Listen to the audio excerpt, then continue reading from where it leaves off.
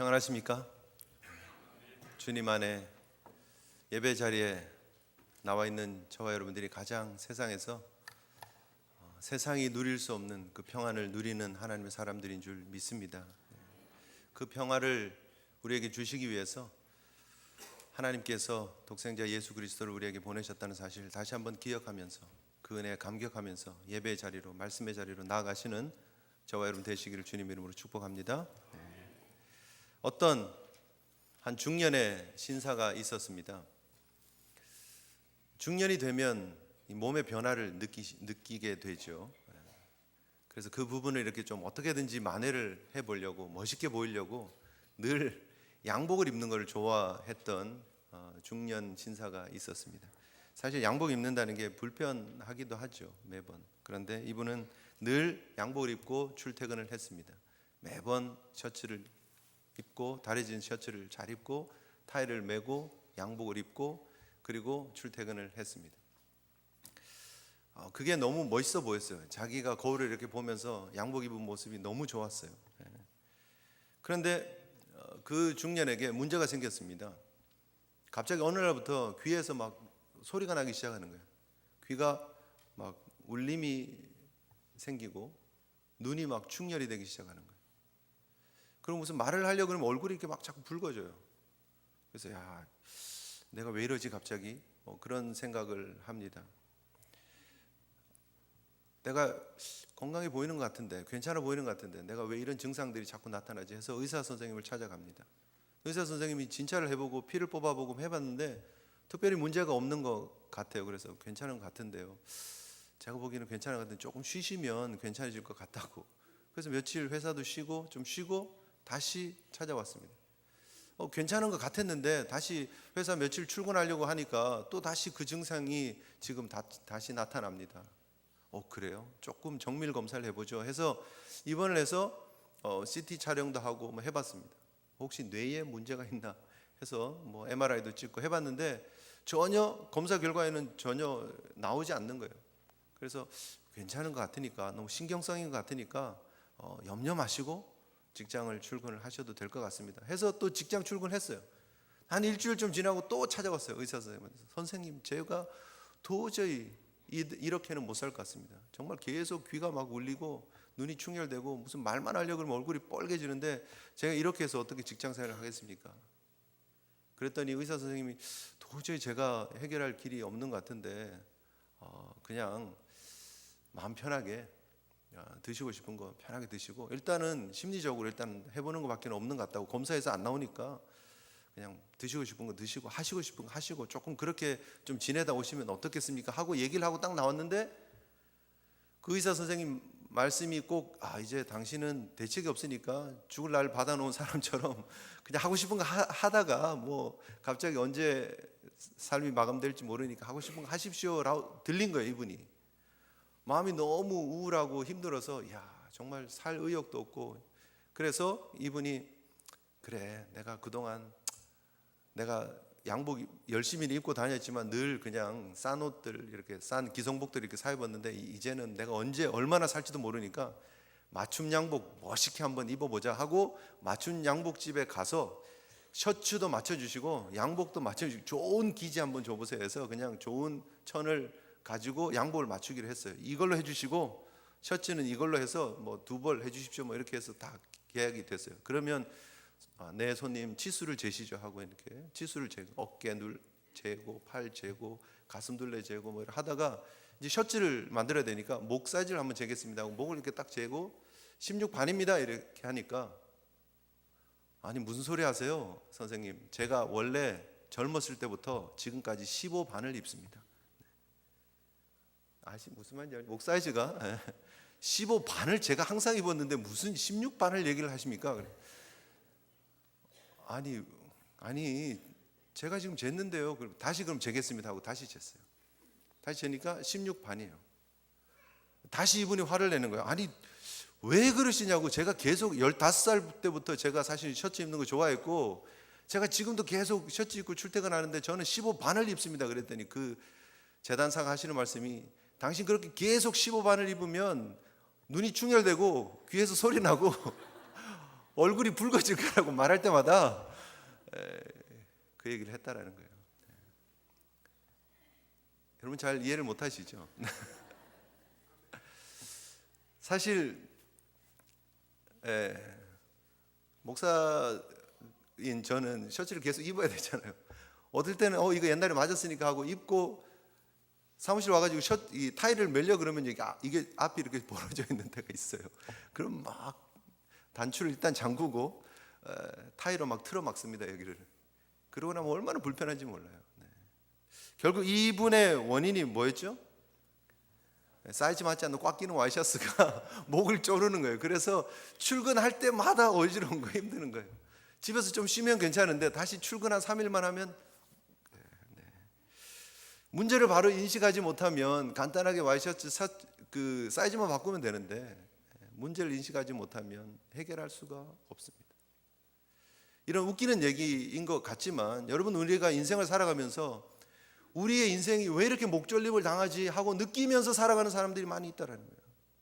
내가 삶이 너무 힘듭니다. 눈이 충혈되어져 있고요. 내가 삶이 너무 어렵습니다. 내 귀에서 이상한 소리가 자꾸 들리는 것 같고요. 내 삶이 너무 어렵습니다. 무슨 말만 하려고 그러면 얼굴이 빨개집니다라고 얘기를 하지만 세상이 우리를 목조르고 있다는 사실을 우리가 이해하지 못하고 살아갈 때가 많이 있지 않느냐 하는 거예요.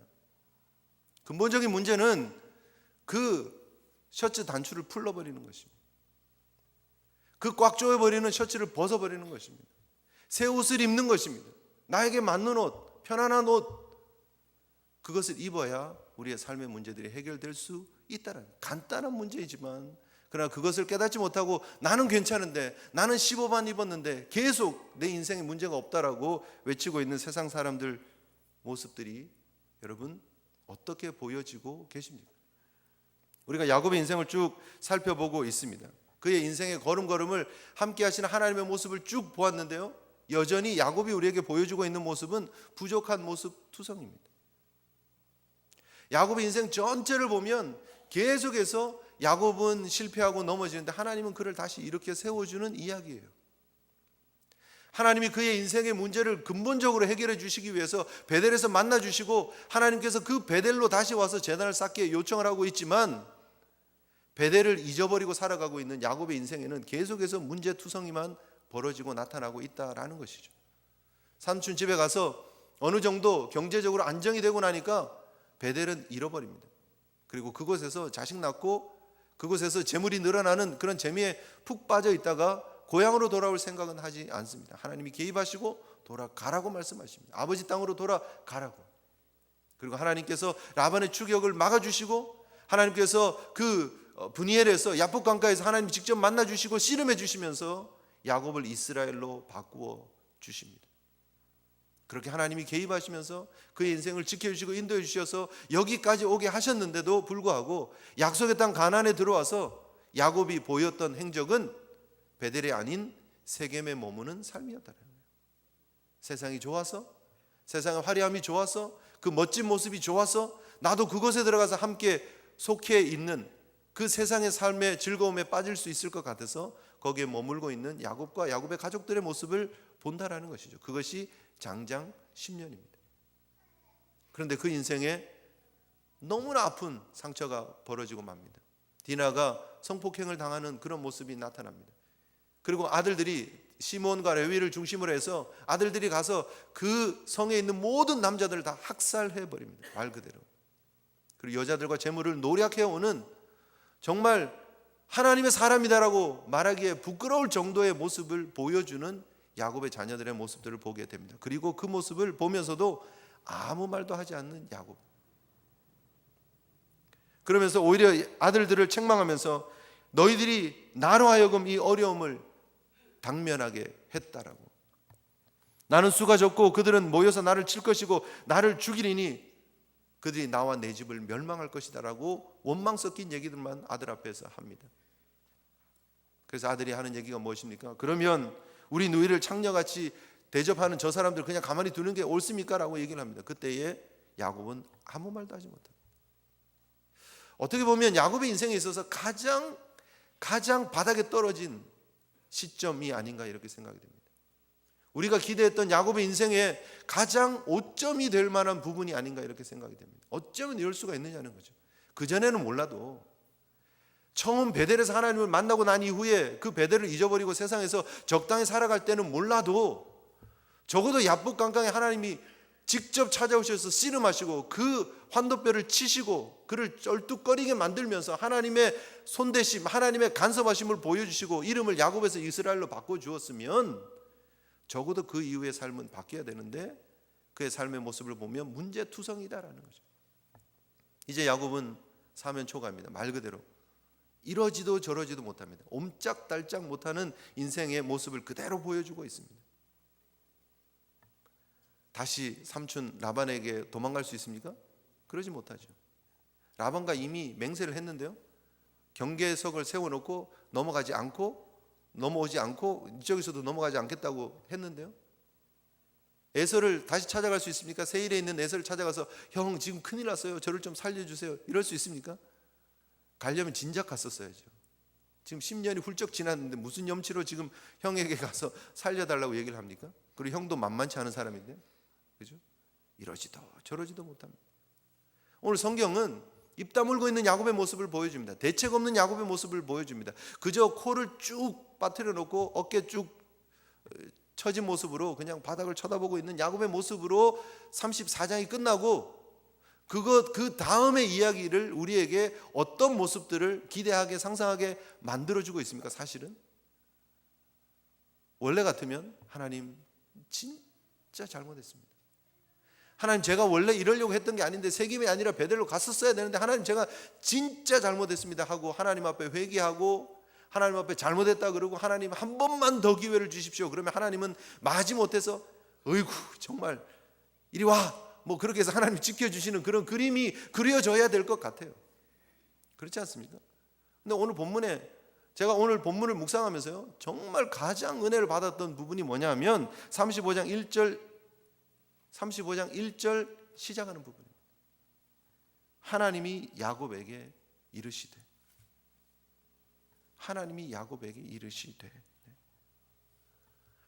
대책 없고 문제투성이의 야곱의 인생 가운데 하나님이 다시 찾아오신다는 거예요.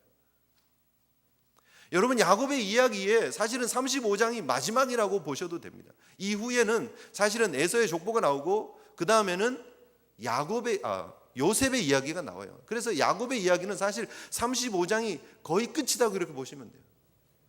그런데 야곱의 이야기의 처음부터 끝까지 하나님이 지금 보여주시고 강조하고 있는 내용은 무엇이냐면 야곱의 인생에 단 한순간도 하나님이 개입하시고 간섭하시지 않은 적이 없다라는 거예요. 처음부터 그가 복중에 잉태되어지는 그 순간부터 하나님께서 야곱을 택하고 에서를 버리시는 그 복중에서 두 아이가 싸우는 그 스토리부터 지금 여기 35장의 이야기까지 하나님이 개입하시지 않으신 적이 한 번도 없으시다. 그런데 오늘 본문에 하나님의 개입은 야곱이 뭔가 그럴듯한 인생을 살면서 괜찮은 인생을 살면서 하나님 이 정도면 괜찮았죠. 저도 괜찮게 산 인생이었죠. 뭐 이렇게 얘기할 때 하나님이 탁 나타나서 뭐 그래 수고했다 뭐 이런 얘기가 아니에요. 영화 국제시장 보셨습니까? 국제시장 보면 그 주인공 덕수가 이제 평생의 삶을 힘들게 막 정말 파란만장한 삶을 살다가 옆에서 이제 거실에서 막 가족들이 막 노는데 혼자 이제 방에 이렇게 들어가 가지고 아버지를 생각하면서 아버지 저 이 정도면 괜찮게 살았죠. 근데 저 진짜 힘들었어요. 이렇게 얘기를 하는 거예요. 이제 그러면서 이제 그 어린 덕수가 아버지를 만나는 이제 그런 안 보신 분 계십니까? 여기까지 할게요. 이게 괜히 영화 얘기 너무 많이 하면 내가 아버지 괜찮게 살았죠. 이렇게 얘기하는 그 모습. 그래 수고했다 애썼다. 여러분 우리가 하나님 앞에 하나님 아버지 저 그래도 괜찮게 살았지요. 유가 나오면 안 되나요? 살았죠. 뭐 그러면서 인정해 달라는 듯한 그런 모습의 야곱이 전혀 아니에요. 실수하고 넘어지고 사면초가 있는 그런 야곱을 향해서 하나님이 아무런 조건 따지지 않고 그대로 찾아오셔서 오늘 본문에 말씀하고 계신다는 거예요. 뭐라고 말씀하십니까? 너 어쩌면 이럴 수가 있냐? 야곱, 내가 너를 얼마나 평생을 지켜주면서 여기까지 걸음걸음 인도해 줬는데 너 어쩌면 이럴 수가 있니? 어떻게 세겜에 머물 수가 있고, 어떻게 너 자녀 교회는 어떻게 해가지고 자녀들이 이런 처참한 학살을 할 수가 있느냐, 뭐 이렇게 따지지 않습니다. 이거는 잘했고 이건 못했고 시시비비를 따지지 않습니다. 그저 야곱에게 찾아오셔서 마치 어제 베델에서 만난 하나님처럼 다시 똑같은 말씀을 주십니다. 일어나 베델로 올라가라고. 일어나 베델로 올라가라고. 여러분, 이 하나님이 우리가 믿고 섬기고 따르는 하나님인 줄 믿으시기를 바랍니다. 신실하신 하나님, 내 인생의 가장 밑바닥에 그 아무것도 보잘것없고 내세울 것 없고 하나님 앞에 정말 고개조차 들 수 없는 그런 상황의 형편에 있는 우리 인생을 찾아오시고 만나주시고 위로해 주시는 하나님이 우리가 섬기는 하나님인 줄 믿으시기를 바랍니다. 여러분, 우리는 세상에 성실한 사람의 이야기를 들으면 감동합니다. 그렇죠? 이번 주에 SNS에서 정말 빅히트를 친 스토리가 하나 있습니다. 정말 뜨겁게 막 얼마나 많은 사람들이 봤는지 모릅니다. 하루 사람이 출근을 하고 퇴근을 하는 그 여정이요, 한 사람이 출근을 하고 퇴근을 하는데 이 사람이 하루에 월화수목금 일을 하는데요, 하루에 총 21마일을 걷습니다. 21마일을 걸어서 출퇴근을 하는 거예요. 하루에 33km를 걷는 거예요. 마라톤이 여러분 얼마죠? 42.19, 26.2마일입니다. 거의 마라톤 코스의 80%를 매일 출근하고 퇴근하고 출근하고 퇴근하는 거예요. 디트로이트 도시가 여러분 많이 망가졌다는 얘기 제가 지난번에 타임즈 보여드리면서 설명하면서 설교한 적이 있었는데요, 디트로이트가 완전히 망가졌습니다. 집들이, 빈 집들이 너무너무 많아졌습니다. 디트로이트 중앙역이 그냥 버려져 있습니다. 지금 현재 대중교통들이 많이 지금 이렇게 컷다운 돼가지고요, 버스도 별로 없고요. 그런데 제임스 로버슨이라고 하는 사람이 56인가 그렇게 나이가 지긋이 드신 분이세요. 그런데 이분이 디트로이트 자동차 공장에서 일을 하셨는데 디트로이트 자동차 회사들이 다 어려워져서 쫓겨난 거예요. 레이오프를 당하고, 그리고 이런 어떤 그 알루미늄 성형 공장, 이렇게 주물에다 이렇게 틀을 넣어서 만드는 그 공장에서 일을 하기 시작을 했어요. 그런데 이 공장이 시 외곽으로 이사를 가면서 이분 출퇴근 거리가 너무 멀어져 버린 거예요. 그래서 이분이 오후 2시부터 10시까지 쉬프트예요. 일일 3교대 근무하는 회사인데 오후 2시까지 가서 일을 해야 되는데 이분이 타고 다니던 혼다 어코드 차가 10년 전에 망가졌어요.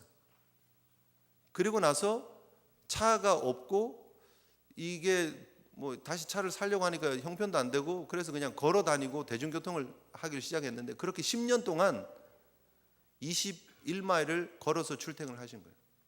대단하지 않습니까? 매일 월화수목금. 디트로이트가 얼마나 추운지 아십니까 여러분? 뉴욕보다 훨씬 더 춥습니다. 눈이 막 한 40인치씩 막 쌓여 있는 그런 곳을 막 그냥 넘어가기도 하고 막 이렇게 하면서 그냥 하루에 그렇게 걸어 다녔다는 거예요. 아침 8시에 출근했어요. 8시에 집에서 나서서요, 30분 동안 걷는데요. 그리고 버스를 타요. 그리고 나서 한 50분 정도 버스를 타고 내려가지고 그리고 다시 걷습니다. 걸어가지고 회사까지 가는 거예요. 그렇게 도착하면 12시 반, 8시에 출발해서 12시 반에 도착을 해서 그리고 점심을 드시고 2시부터 일을 시작해서 10시까지 일을 하는 거예요. 밤 10시에 퇴근을 하면 밤에 이게 버스가 더 덜 다니잖아요. 그리고 단축 운행을 해가지고 버스 정류장까지 3시간을 걸어 나오는 거예요. 다시 버스 정류장까지 3시간을 걸어 나오고 버스는 30분만 딱 타는 거예요. 걸어서 나오면 1시죠. 10시에 마치고 버스 정류장까지 오면 얼추 1시예요. 12시 59분 정도 막 도착한대요. 그럼 버스를 겨우 타면 30분 동안 버스를 타는 거예요. 단축되니까 노선이, 그래서 일찍 내려야 되는 거예요. 1시 반부터 집에 오면 4시. 새벽 4시에 집에 들어오시는 거예요. 몇 시에 출근한다 그랬죠? 8시. 4시간 집에 와서 쉬는데 2시간 주무시고 2시간 출근 준비하고 8시에 다시 출발. 대단하지 않습니까? 그 디트로이트 그 추운 그 길을 막 사람이 이렇게 막 모자 하나 이렇게 쓰고요. 그냥 홈레스처럼 가방 하나 이렇게 도시락 가방 이렇게 하나 들고 이렇게 걸어가는 거예요. 그래서 은행 다니는 어떤 분이 보다가 도저히 궁금해가지고 어떻게 매일 이렇게 똑같은 길을 이렇게 걸어가나 해가지고 자기 출근 시간에 이렇게 만난 거예요. 그래서 물어본 거죠. 당신 도대체 왜 이러고 있냐고. 이 추운데 운동을 하려면 좀 날씨 좀 풀리면 하지. 매일 어떻게 이럴 수가 있냐고. 그랬더니 아니 그게 아니라 제가 출근하는 길입니다. 아니 어디서 오는 길인데? 아니 이렇게 내렸는데 지금 여기서부터 회사까지 버스가 없어가지고 제가 지금 걷는 길입니다 해서 걷는 거예요.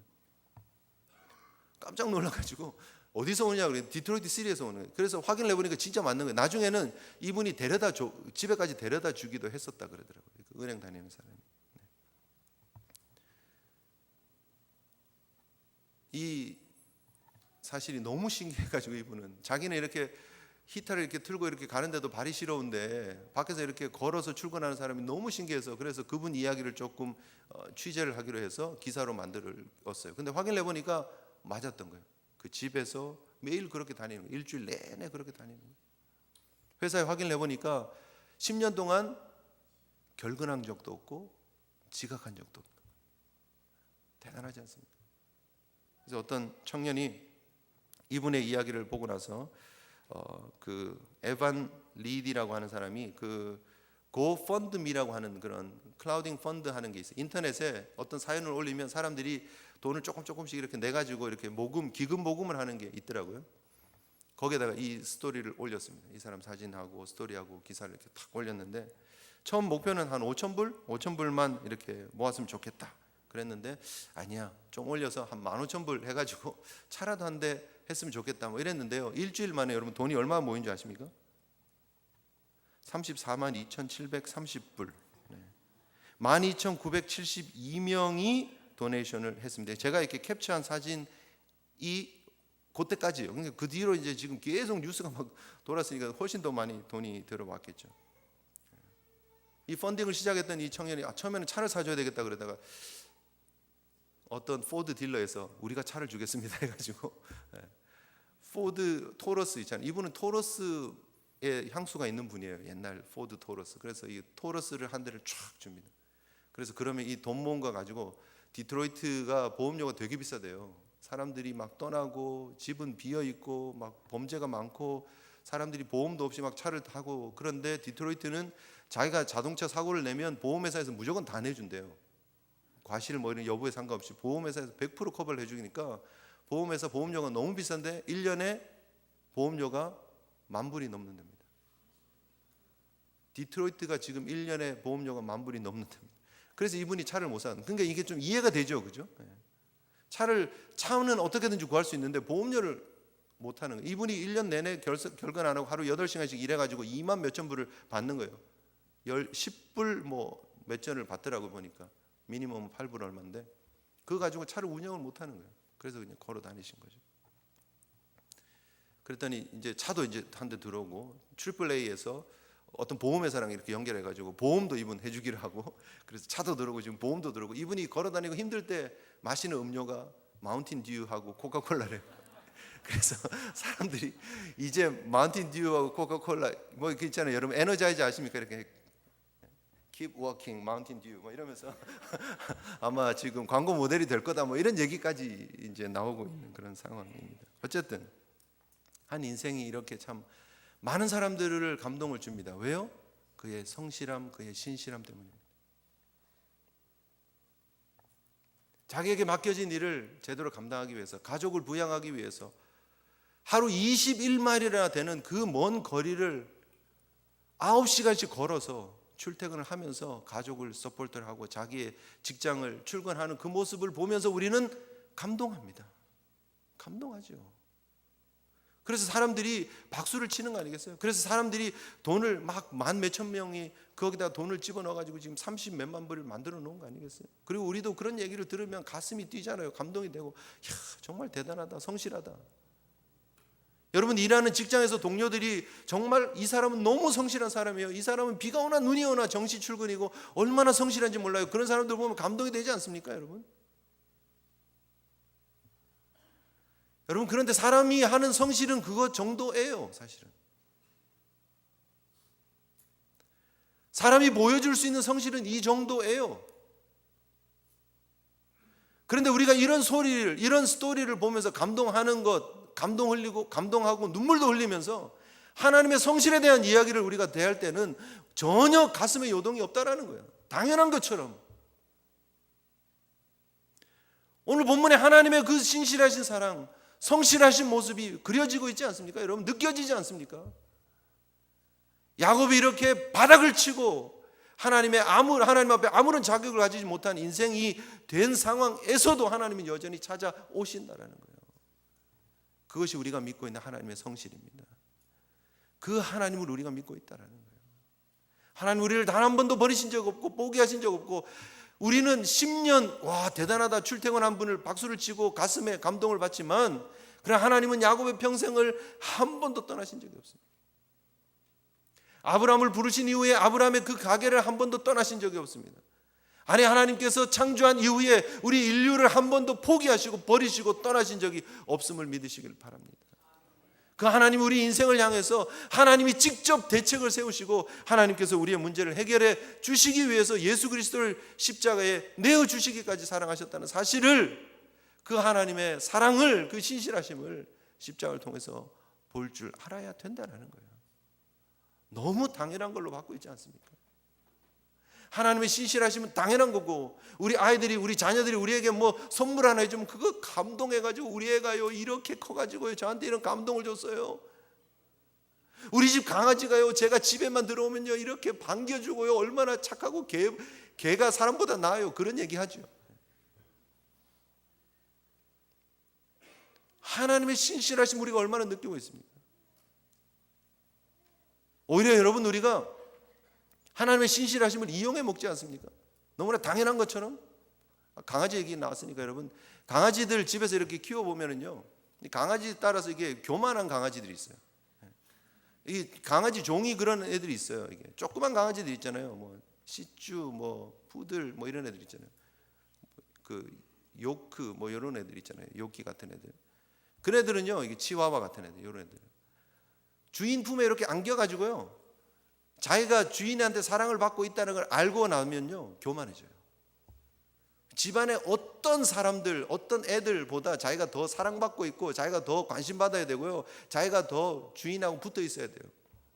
그래서 조그만 그런 반려견들 이렇게 키워보면은요, 애들 분명히 그 엄마가 아들, 딸이 있어서 그걸 사랑해 주려고 그러는데 그 사이를 막 비집고 들어오는 애들이 있어요. 아주 그냥 그런 애들은 참 못된 애들이죠. 주인의 사랑을 주인이 당연히 사랑해 주죠. 그런데 자기가 되게 잘나서 사랑받고 있다고 착각하는 거예요. 고는 종들은 그래요. 자기가 무슨 스페셜한 줄 알아요. 그래서 막 벌렁 누워 있고요. 막 내가 지금 귀찮은데 좀 건드리지 마라 그러고요. 자기 기분 나면 가서 막 놀아야 되고요. 그럼 주인이 아무리 피곤해도 놀아줘야 되고요. 막 그래요. 교만해요 아주. 그런 종들이 있어요. 그런 종들이. 근데 우리가 그런 종은 아니냐는 거예요. 우리가 하나님 앞에 무슨 이쁨 받은 짓을 당연히 한 것처럼, 하나님 우리를 사랑하는 게 당연한 것처럼, 하나님이 우리를 막 이뻐 어쩔 줄 몰라 하는 그런 짝사랑하는 하나님인 것처럼 생각하고 하나님 앞에 막 함부로 하고 있지는 않느냐는 거예요. 하나님 우리를 사랑하시는 이유는 한 가지밖에 없습니다. 하나님의 신실하심 때문입니다. 하나님의 변함없으심, 하나님의 언약을 지키시는 그 모습, 물론 하나님 우리 사랑하시죠. 그러나 우리가 그것 앞에서 큰 소리 칠 수 있는 인생이 전혀 아니다는 사실을 우리가 기억하시기를 바랍니다.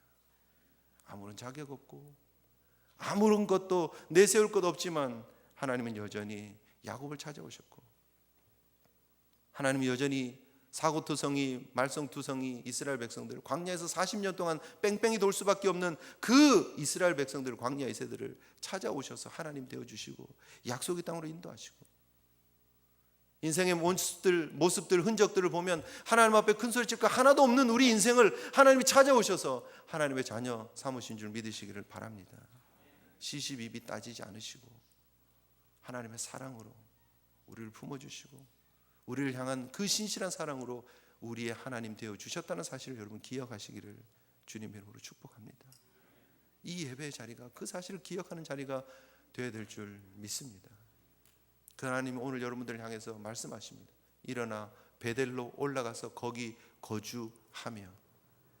오늘 본문이 우리에게 주고 있는 큰 도전이 있습니다, 여러분. 일어나 베델로 올라가서 거기 거주하며 하나님께 제단을 쌓으라 얘기를 하고 있습니다. 하나님이 요구하고 있는 것이 무엇입니까? 베델로 가야 된다는 거예요. 내가 너를 만났던 그 자리, 내가 너에게 은혜를 끼쳤던 그 자리, 내가 복음의 비밀을 보여주었던 그 자리로 오라는 거예요. 그리고 거기에 어떻게 해요? 거주하며 거기에 머무르래요. 거기에 살으래요. 여러분, 하나님이 원하시는 것이 무엇인 줄 아십니까? 하나님의 집 베델에 와서 우리가 사는 거예요. 아멘이십니까? 베델이 어디입니까? 교회죠. 베델이 어디예요? 천국이고 베델이 하나님이 계신 곳이에요. 하나님 거기에 살아야 된대요. 우리가 하나님이 우리를 부르신 목적이 뭐냐? 베델을 불러서 함께 사는 거예요. 베델이 우리에게 보여주고 있는 것이 무엇이라고 얘기를 했습니까? 여러분 기억나십니까? 베델은 하늘로부터 땅에 닿는 사닥다리가 있는 곳입니다. 우리가 만들어서 구원받는 곳이 아니라, 우리의 노력으로 구원받는 곳이 아니라 하나님의 은혜가 임재하는 곳입니다. 위로부터 내려오는 사다리, 하나님이 준비한 사다리, 예수 그리스도의 십자가를 예표하는 곳이라고 말씀을 드렸습니다. 그곳에서 하나님과 함께 거주하는 것, 그게 하나님이 원하시는 우리 인류들에게, 우리 성도들에게 주시고자 하는 진짜 축복입니다.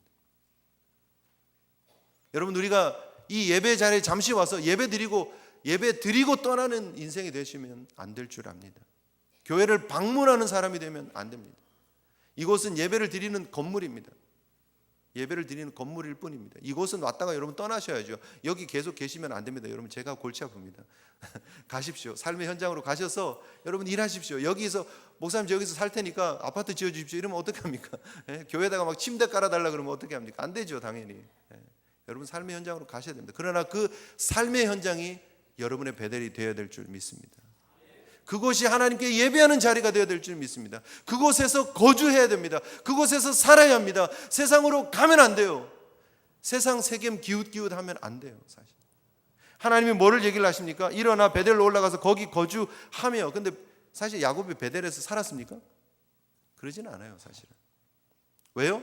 그 베델이 지리적인 지명을 얘기를 하는 게 아닌 걸 야곱은 알았어요. 그래서 그 지역 베델에서 살지 않아요. 그 다음 보시면 16절 보시면 베델에서 길을 떠나, 그들이 베델에서 길을 떠나의 스토리가 있어요. 베델에서 행복하게 잘 살았더라가 아니고요, 베델에서 떠나요. 어디로요? 에브랏. 19절에 보면 에브랏 곧 베들레헴 길에 장사되었고, 이런 베들레헴 쪽으로 내려왔어요, 사실은. 그 다음요 쭉 내려가요. 마므레로 가고 기랏 야르바로 내려가고, 그 다음에 27절 보면 이삭이 거주하던 헤브론에 와요. 베델이 아니었어요. 지명적인 베델이 아니에요. 하나님이 말하는 베델로 올라가라의 베델은 뭐냐? 영적인 베델을 얘기를 하는 거예요. 하나님의 임재를 체험하는 베델, 하나님을 만나는 베델, 하나님이 말씀하시는 베델, 하나님의 은혜를 경험하는 베델. 그래서 여러분 교회에 매일 머무르는 얘기가 아닙니다. 여러분 세상을 향해서 가십시오. 그러나 그 세상이 여러분의 예배의 현장, 베델이 되시기를 주님의 이름으로 축복합니다. 제가 신방을 가서 예배를 드릴 때마다, 사업체를 가든지 집으로 가든지 신방을 가서 예배를 드릴 때마다 하나님 앞에 기도하면서 예배를 시작합시다라고 기도합니다. 그리고 기도 시작할 때 제일 제가 빠지지 않고 하는 기도가 무엇이냐면, 하나님, 이곳이 하나님의 집 베델이 되게 하여 주시옵소서. 이 거룩한 시간, 거룩한 장소가 하나님의 임재가 있고 하나님의 역사하심이 있는 자리가 되게 해달라고. 그 자리가 베델이라는 거예요. 여러분의 집이 베델인 줄 믿습니다. 여러분의 사업터가 베델인 줄 믿습니다. 여러분의 직장이, 여러분의 학교가 베델이 되어야 될 줄 믿습니다. 그곳에서 하나님 만나는 거예요. 그리고 그 하나님과 만나고 오는 게 아니고요, 그곳에서 하나님과 사는 거예요. 하나님과 사는 것, 그거 하나님이 원하시는 거예요. 하나님과 연합해서 그 하나님과 함께 사는 것, 그게 하나님이 원하시는 거예요. 근데 우리는 너무나 하나님을 방문객처럼 여기고, 하나님 잠시 미팅하고 헤어지고, 하나님께 요청하고 헤어지고, 너무 그런 삶을 우리가 살고 있지 않느냐 하는 것입니다. 여러분, 날마다 하나님과 함께 살아가실 수 있는 믿음의 삶을 걸어가시는 저와 여러분 되시기를 주님의 이름으로 축복합니다. 그게 하나님의 말할 수 없는 은혜예요. 처음부터 끝까지 하나님이 역사하시는 은혜예요. 야곱을 통해서 보여주시는 하나님의 우리를 향한 메시지가 뭐냐면 하나님의 은혜예요. 광야 2세들에게 보여주고 있는 메시지가 뭡니까? 봤지? 야곱 지금 이런 형편이야. 말도 안 되는 형편이야. 그런데 하나님 찾아오셔서 말씀하시고 하나님이 이 야곱을 이끌어 가시는 거야. 너희들 마찬가지야. 너희들 조건으로 보면, 자격으로 보면 아무런 자격 없어. 그런데 하나님이 너희와 함께 하실 것이고 하나님 너희를 인도하셔서 약속의 땅으로 인도하시고 이 땅을 너희에게, 너희 후손에게 주실 것이야 라고 말씀하고 계시는 것이고, 오늘 우리에게 무엇을 말씀하고 계십니까? 하나님이 우리의 삶의 안전을, 평안을 보장합니까? 그러면 배들 얘기 안 하셔도 돼요. 잘 들어주십시오, 여러분. 하나님이 우리의 삶의 성공과 안전을 얘기를 하고 있는 게 아니에요. 만약에 그거면요, 하나님이 야곱에게 야곱아 너 아들 11명을 줄 세워라. 그리고 파발병으로 보내라. 각 성으로 보내라. 그럼 내가 각 성에 있는 성주들의 마음을 움직여서 그들이 공격하지 못하게 하겠다. 그리고 너희는 이 빈 세겜에 들어가서 자 정리하고 여기서 행복하게 잘 살아라. 하나님 그렇게 하실 수 있을까요, 없을까요? 있죠. 하나님은 그게 원하는 게 아니에요. 세겜 여기가 지리적으로 중요하고 여기 있으면 너희가 잘 먹고 잘 살 것이고 앞으로 뭐 먹는 거 걱정 안 해도 될 거야. 여기에 들어가 살아. 하나님 그것이 마음에 있는 게 아니에요. 하나님은 야곱의 근본적인 문제를 해결해 주시기를 원하셨던 거예요. 하나님을 떠나 있는 야곱을 하나님께로 부르셔서 하나님이 함께 살고 싶다라고 말씀해 주고 계시는 거예요. 하나님이 야곱이 하나님과 살지 않으면 죽는다는 것을 지금 말씀해 주고 계시는 거예요. 여러분, 교회 다니는 목적이 무엇입니까? 세겜을 차지하는 것입니까? 성공하는 것입니까? 문제를 해결받는 것입니까? 하나님 우리를 안전하게 보호해 주시고 지켜주시는 것이 인생의 목표입니까? 그럼 여러분 잘못 찾아오셨습니다. 하나님 우리에게 원하시는 것은 하나님의 자리, 하나님을 만나는 자리에 와서 하나님께 예배하고 하나님과 살으라는 거예요. 하나님과 삶을 같이 하는 것입니다. 그러면 그 모든 것을 너에게 더하시리라. 그러면 하나님이 우리의 삶에 필요한 건강도 주시고 하나님 우리에게 물질의 축복도 주시고 우리 자녀도 잘 되게 하시고 그런 일이 벌어질 수 있습니다. 그거를 제가 부인하는 거 아니에요. 하나님 믿고 예수 믿으면 다 고생한다 그런 얘기도 아니에요. 그러나 뭐가 먼저냐는 거예요. 내가 하나님의 보호를, 내가 하나님의 성공을 우선으로 해서 하나님께 가고 있느냐, 아니면 하나님이 좋아서, 하나님 만나는 게 좋아서, 하나님께 예배하는 게 좋아서, 그분을 경험하는 게 좋아서가 목표냐는 거예요. 우선순위가 바뀌지 않기를 주님의 이름으로 축복합니다. 하나님 보셔야 됩니다. 하나님의 마음이 느껴지셔야 됩니다. 어떻게 해야 됩니까? 결단하셔야 합니다. 하나님이 이만큼 우리를 사랑해 주셨으면, 하나님이 이만큼 신실하게 우리를 사랑해 주셨으면 우리도 결단해야 합니다. 창세기 28장 15절에 내가 너와 함께 있어 내가 어디로 가든지 너를 지키며 너를 이끌어 이 땅으로 돌아오게 할지라 내가 내게 허락한 것을 다 이루기까지 너를 떠나지 아니하리라 하시니라. 하나님 말씀하신 그 말씀 그대로 내가 너에게 약속한 거 이거 이룰 거야 반드시. 그러면서 하나님 찾아오셨어요. 그리고 베델로 가라 하세요. 그 하나님이 한 번도 떠나지 않겠다고 얘기하세요. 모든 것이 하나님의 은혜라는 걸 여러분 알면 야곱처럼 이렇게 반응해야 됩니다. 어떻게 해야 됩니까? 야곱이 이에 자기 집안 사람들과 자기와 함께 모든 자에게 이르되 너희 중에 이방 신상을 버리고 자신을 정결하게 하고 너희들의 의복을 바꾸어 입으라 말씀하십니다. 세 가지를 요구를 합니다. 신상을 버리고 정결하게 하고 옷을 바꿔 입으라는 거예요. 여러분, 우리가 하나님의 거저 주시는 은혜로 하나님의 자녀된 줄 믿습니다. 아멘이십니까? 그래서 우리가 의롭다함을 얻는 거예요. 그 구원의 여정, 구원의 서정에서 하나님이 우리를 유효하게 부르시고 우리가 하나님 앞에 회개하고 우리가 하나님의 자녀가 되고 하나님 우리를 의롭게 하시고 하는 그런 그림 아시죠, 여러분? 우리가 하나님의 은혜로 의롭다함을 받아요. 근데 그 다음 이야기가 있어야 돼요. 그 다음 우리가 정결의 삶, 거룩해지는 삶, 성화의 과정이 필요하다라는 거예요. 우리가 하나님의 말할 수 없는 그 은혜를 받은 사람이라면 그 하나님 앞에 정결을 결단하고 거룩한 삶을 살아요. 물론 이것도 성령님께서 우리 가운데 오셔서 도와주셔야 합니다.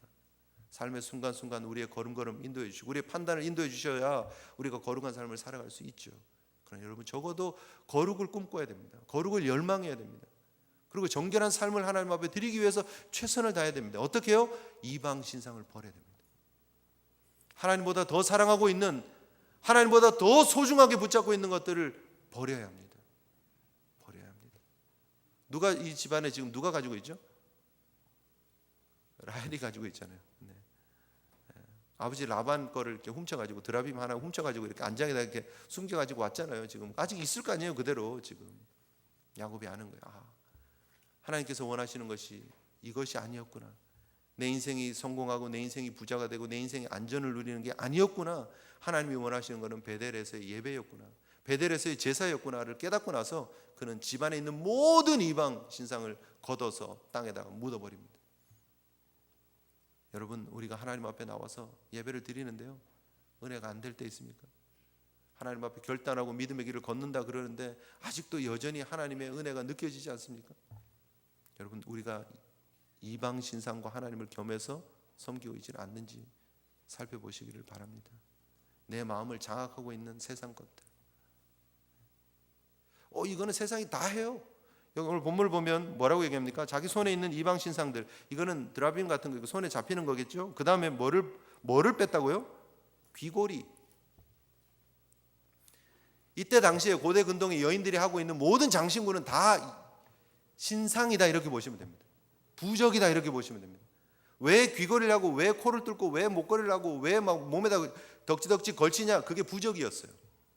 그걸 가지고 있으면 재앙이 물러가고 그걸 가지고 있으면 그 신으로부터의 축복을 받는다고 생각을 했어요. 그래서 걸치고 있는 모든 것들이 다 부적이었어요. 여러분, 세상이 다 걸치고 있어서 우리도 걸치고 있는 거 있지 않습니까? 이거는 패션이에요. 이거는 현대의 삶을 위해서 당연히 필요한 거예요. 안 그러는 사람 어디 있어요? 다 그거 걸치고 있는데. 귀걸이 하는 사람 어디 있어요? 그렇다고 귀걸이 하지 말라는 얘기가 아닙니다. 세상이 하고 있는 그런 것들 우리가 다 하고 있으면서 당연히 해도 되는 것처럼 생각하고 있지 않습니까? 그게 물질의 신인데도, 세상의 명예인데도, 하나님을 대신하는 우상인데도, 여러분, 우리가 적당히 타협하고 그거 붙잡고 그거 걸치고 그거 멋있다라고 하고 있지는 않느냐는 거예요. 더 높은 곳에 올라가야 되고 더 많은 것을 움켜줘야 되고 더 편안하게 살아야 되고. 여러분, 벗어서 원래는 태워야 돼요. 사실은 원래는 다 태워야 되는데 지금 아마 노정에 바빠가지고 그냥 땅에다 그냥 묻어가지고 놓고 간 것 같아요. 여러분은 태우시기를 주님의 이름으로 축복합니다. 왜요? 묻어놓으면 다시 와요. 이게 어디 있는지 뻔히 아니까. 갔다가 다시 내가 거기 묻었지 하고 다시 파고 다시 차고 있어요. 예배 시간에 내려놨다가 가면서 다시 챙겨가고, 부흥회 때 막 내려놨다가 다시 부흥회 끝나 내가 어디다 놨지 하고 다시 찾아가지고 막 하고. 우리가 그런 인생 반복하고 있지는 않느냐는 거예요. 확실히 벗어버리고 확실히 불태워버리고 주님 안에서 새 삶을 힘차게 걸어가시는 주의 종들 되시기를 주님 이름으로 축복합니다. 정결하게 하십시오. 여러분, 몸과 마음을 정결하게 하십시오. 이때 당시 정결하게 한다는 건 그냥 목욕한다는 그런 의미예요. 목욕만 해서 안 되죠. 겉만 해서 안 되죠. 우리의 마음을 정결하게 해야 될 줄 믿습니다. 예수 그리스도의 보혈의 피로 씻으셔야 됩니다. 그리고 옷을 바꿔 입어야 됩니다. 의복을 바꿔 입는 것. 무슨 말입니까? 삶의 자세를, 삶의 태도를 바꾸라는 얘기입니다. 여러분, 그냥 옷만 갈아입고 주일날 올 때 옷만 갈아입고 깨끗한 옷 입고 오는 것이 중요한 것이 아니라 하나님이 원하신 거룩한 옷을 여러분 입으셔야 한다는 것입니다. 에베소 4장 22절에서 24절에 너희는 유혹의 욕심을 따라 썩어져가는 구습을 따르는 옛사람을 벗어버리고 옛사람을 벗고 오직 너희의 심령이 새롭게 되어 하나님을 따라 의와 진리의 거룩함으로 지음받은 새 사람을 입으라 그랬습니다. 아멘이십니까? 새 사람을 입으시기를 주님 이름으로 축복합니다. 과거의 습관들, 구습들, 세상에 내가 좋아했던 것들 다 벗어버리세요. 그리고 여러분, 하나님 앞에 합당한 의의 거룩한 세마포의 옷을 입으셔야 합니다. 예수 그리스도의 신부에 합당한 그런 정결한 예복을 입으셔야 합니다. 그분 앞에 서야 하기 때문에, 그분이 거룩하시기 때문에 우리도 거룩해야 하기 때문입니다. 그분이 우리에게 요청하고 있는 것이 하나님 앞에 예배하기 위해서 거룩한 삶을 살아라는 거예요. 일주일의 삶을 돌아보십시오. 여러분의 삶을 한번 돌아보십시오. 과연 우리는 이런 결단을 가지고 하나님 앞에 나가고 있나? 이런 결단을 가지고 예배 자리에 나가고 있나? 이런 결단을 가지고 매일매일의 예배의 삶을 살아가고 있는지 생각해 보시기를 주님 이름으로 축복합니다. 이 문제가 해결되지 않으면 내 이 우상을 땅에다 묻고 몸을 정결하게 하고 새 옷을 입지 않으면, 그리고 이 결단 가지고 베델에 올라가지 않으면 우리의 삶의 문제는 절대 해결되지 않는다는 거예요. 오늘 본문이 우리에게 주고 있는 내용은 결국 이 문제를 우리 모두가 가지고 있고 인류가 다 가지고 있다는 거예요. 그 인류의 문제의 해결은 예수 그리스도밖에 없다는 거예요. 그 주님께서 우리의 이 문제를 해결해 주시기 위해서 십자가를 지셨고, 그분이 우리를 위해서 피를 흘리셨고, 그분이 우리를 위해서 3일 동안 무덤에 계셨고, 그분이 우리를 위해서 부활하셨다는 사실, 여러분 이 놀라운 은혜의 사실을 기억하시기를 주님의 이름으로 축복합니다. 그리고 그 은혜에 합당한 성도의 거룩한 걸음을 걸어가시는 저와 여러분 되시기를 주님의 이름으로 축복합니다. 우리 함께 하나님 앞에 다짐하면서 기도했으면 좋겠습니다.